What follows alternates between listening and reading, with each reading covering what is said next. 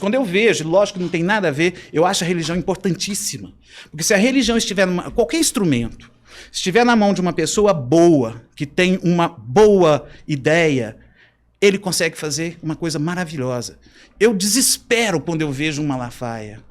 Eu desespero quando eu vejo o Edir Macedo com aquela violência, falando com as pessoas, aproveitando da fé das pessoas. Então aí você tem uma mistura de ser ateu, de acreditar em Deus, e até a palavra acreditar é depositar uma possibilidade, né? Como você bem falou, né? O Oliver bem falou, é uma possibilidade. Eu acredito, é a mesma coisa. Você existe? Lógico que você existe. Aí você me pergunta, você acredita em mim? Não.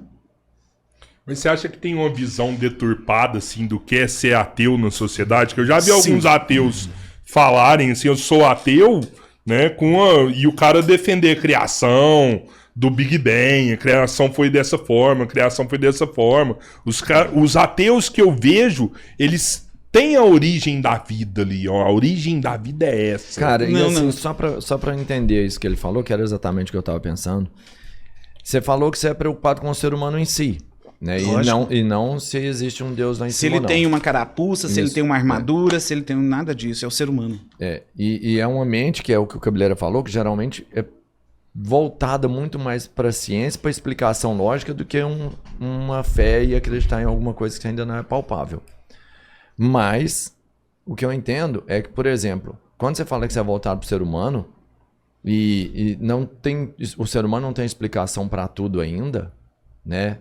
Será que isso que não tem explicação, esse momento, isso não é Deus? Na minha visão, não. Até porque, quando o Nietzsche escreve Deus está morto, muitas pessoas nem leram. E fizeram aquele filme, né? Deus não está morto, combatendo Nietzsche, fizeram coisa mais absurda, não tinha nada a ver. Quando Nietzsche fala Deus está morto, que ele fala, o Deus que o homem criou, o próprio homem matou. É esse Deus mesmo, que ele falou. Se quiser complementar. Mas assim, como você me perguntou, só para concluir, né? Porque a questão do você falar assim, definir, porque eu já vi ateu que fala isso. Não, é a mesma coisa. Se você tem um cara que está na condição de policial, como eu vi uma cena que me desesperou. Ele espancou a esposa dele, que tentou ele tirar do carro, e ainda atirou. Eu vi aquele covarde. Aí o pessoal fala assim, policial. Não é policial. É o ser humano. Uhum. É a mesma coisa. Todo advogado é bandido. Não.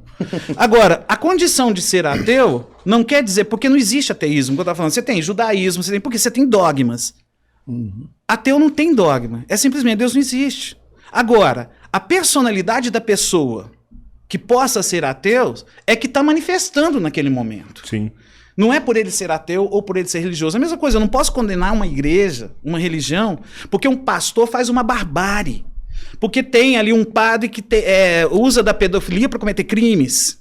Eu não posso, porque eu estou sendo injusto. Porque a religião é instrumento. É a mesma coisa, eu sou contra o armamento, mas eu sei que a arma na mão de quem tem consciência não vai fazer nada de errado. Mas também se eu pegar uma caneta aqui, eu enfiar na jugular do Robertinho, eu matei. Porque os objetos têm uma possibilidade, foram criados para algo. Nós modificamos a função daquele algo com a nossa personalidade, que aí é um grande problema. Nossa, eu tô falando demais. Não, manda bala. Então, parece que o Oliver tá concordando com... Mas eu também tô concordando com ele. Não, mas aí eu te perguntei sobre o que é, e o Oliver no começo vira pra gente e fala que o Deus dele, ele nem precisa crer. O Deus existe. Existe. Cara, e nesse momento... Pensando como Calvino pensa, né, como ateu que ele é, se eu simplesmente falar que existe, como o sol tá lá e como a lua tá lá, cara, você não consegue provar isso não. Acho que às vezes nem para você mesmo. Impossível, nem a origem de nada. A ideia de Deus é que ele é improvável, mas não impossível. Então essa é a ideia de Deus. Tá? Quando eu me submeto aos dados científicos, pegando a ciência naturalística pura, então, quando eu me submeto aos dados científicos da ciência naturalística pura, eu não estou falando aqui de pseudociência, eu não estou falando aqui de design inteligente, já há um preconceito por conta da ciência naturalista. Não existe essa possibilidade. Poxa, é uma possibilidade. Se eu encontro um pendrive na rua, eu sei que foi uma mente que orquestrou aquele pendrive. Se eu encontro um código na vida, eu sei que foi uma mente inteligente que projetou esse código. O DNA, ele é um código. Ele é extremamente codificado. Entendeu? Então, assim, todo o alinhamento, são 26 regras universais, são 26 constantes universais, que se você desalinhar qualquer uma delas, não existe o universo como a gente conhece. Ou ele implode ou ele explode, não existe isso. Então são 26 constantes universais. São 74 propriedades físico-químicas na água que você encontra só na água. Então, assim, a possibilidade, quando eu me deparo com a ciência pura, ao estudar a ciência pura, da gente entender que o universo veio através de processo evolutivo e eu jogo na mesa bilhões e bilhões e bilhões, ou milhões e milhões e milhões, e por aí vai. Eu posso ficar aqui até amanhã. É a mesma coisa de ganhar na Mega Sena a mesma pessoa milhares e milhares de vezes. Então, quando eu vou para matemática, para probabilidade, é muito difícil eu acreditar. Eu preciso de muita fé para entender ou para acreditar, ou para não é o caso do mestre aqui, não é o caso do doutor aqui. Né? Ele tem dificuldade, ele se limita, eu acho isso bacana. O problema nosso, e aí eu me refiro a cristãos que estudam, e não cristãos fanáticos, tá? Não que o cristão que estuda ele é melhor do que o fanático, não. Ele se encaixa melhor em determinados locais. Ele só consegue se comunicar melhor com determinadas pessoas. Ele consegue entender ou se colocar na visão do outro. Por que ele pensa isso? O que o ateísmo pensa? O que o ateu pensa? Né? O que passa na cabeça de um homossexual? O que passa na cabeça de um drogado? O que passa na cabeça de um policial corrupto? Então, o cristão que estuda, ele tem essa facilidade de empatia. Então eu não consigo entender, eu já tentei tirar a ideia de Deus, eu não consigo entender que toda a complexidade do universo, sabe, a massa corpórea do Sol, da Lua, a distância perfeita, os luzeiros no Sol, na noite, toda essa constância, essa perfeição. Gente, pelo amor de Deus, se eu for estudar a célula, se eu for discorrer com os senhores aqui sobre a célula humana, é brincadeira. A quantidade de nanomotores, de nanomáquinas biológicas, a célula ela é extremamente sofisticada. O DNA ele é extremamente sofisticado. Não dá para acreditar que isso veio de um processo evolutivo. Qualquer ser humano com o mínimo de capacidade cognitiva que tenha, o mínimo de capacidade cognitiva que ela tenha, ela sabe que se ela encontrar algo, algum objeto que tem visivelmente características de inteligência, você sabe que isso vem ou advém de uma pessoa ou de uma mente inteligente. Entende? Então, eu não tenho preconceito nenhum com ateu. O meu problema é com ateu, com cristão, com católico, com protestante, com qualquer um que é fanático, que não sabe conversar, que não estuda, né? O meu problema, tem problemas, já com o mestre aqui citou, com o Egir Macedo? Tenho. Eu tenho problemas teológicos gravíssimos, mas eu também respeito a obra social que ele faz. Eu me curvo ao trabalho social que ele faz.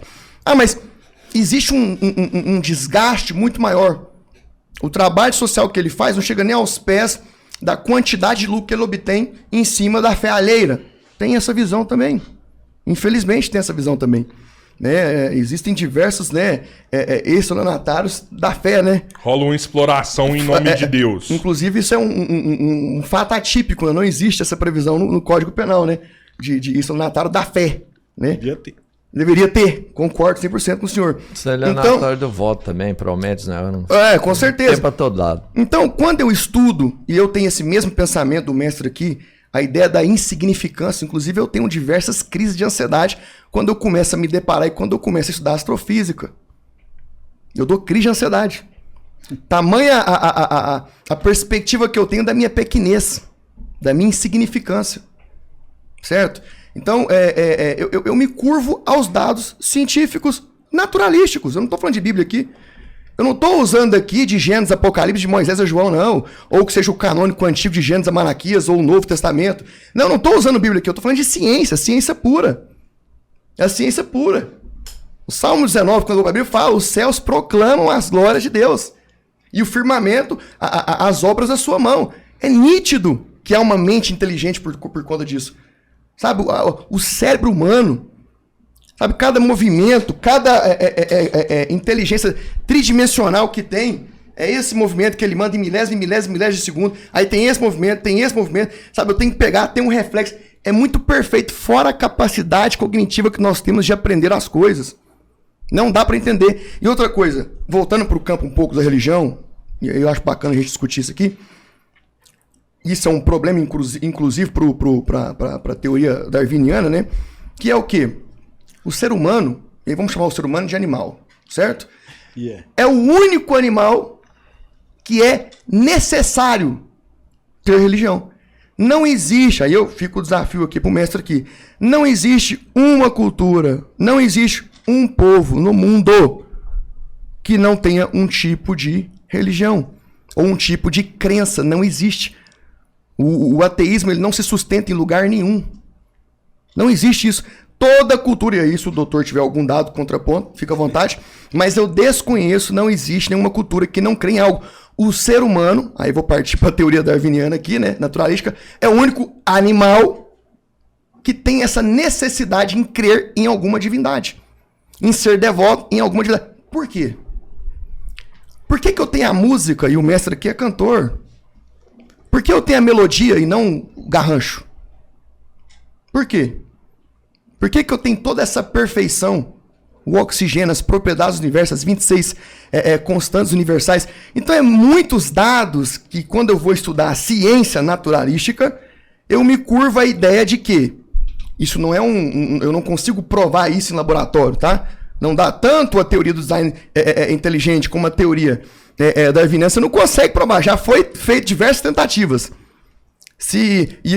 Infelizmente agora também nós tivemos com o advento, né, do satélite lá do James Webb lá e do Hubble e agora do James Webb lá, mais uma pedra, né, no calcanhar aí da evolução.